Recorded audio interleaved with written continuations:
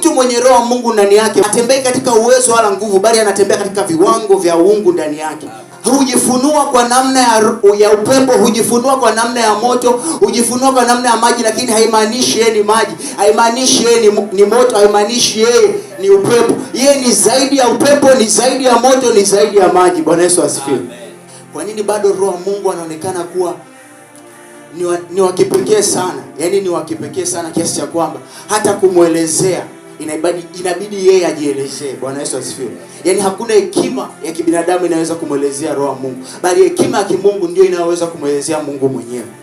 Tunaenda kusoma Isaya 61 kuanzia mstari wa kwanza. Roho ya Bwana Mungu ii juu yangu, kwa sababu Bwana amenitia mafuta ni wahubiri wanyenyekevu habari njema. Amenituma ili kuwaganga waliovunjika moyo, kuwatangazia mateka uhuru wao, na hao waliofungwa habari za kufunguliwa kwao. Kumbe hata kutangaza hizi habari zinahitaji upako mafuta na roho wa Mungu. Katika kila jambo tunatakiwa kulifanya katika ufalme wa Mungu, katika huduma, katika kumtafuta Mungu, lazima tuvifanye katika Roho Mtakatifu. Roho Mtakatifu akiwa ndani yako, unaweza kuwahubiria masikini habari njema, unaweza kuwatangazia waliofungwa habari za kufunguliwa kwao.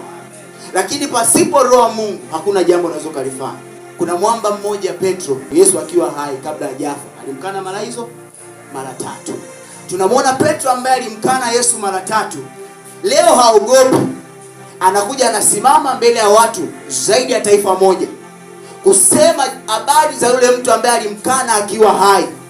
Ni kitu gani ambacho kinamfanya Petro awe na uwezo wa kusimama kumsema mtu ambaye amekufa na akafufuka, lakini alipokuwa hai alimkana? Ni kitu gani ambacho kimempa uwezo huo, kimempa nguvu na ujasiri huu? Maandiko yametuelezea juu. Na alipokuwa mahali pamoja, ukatokea ghafla uvumi kama uvumi wa upepo, ukaangalia kila mmoja juu yao. Manake Petro akajawa na roho wa Mungu kwa namna ambayo haiwezi kuelezeka. Petro akawa si Petro yule ambaye alimkana Yesu.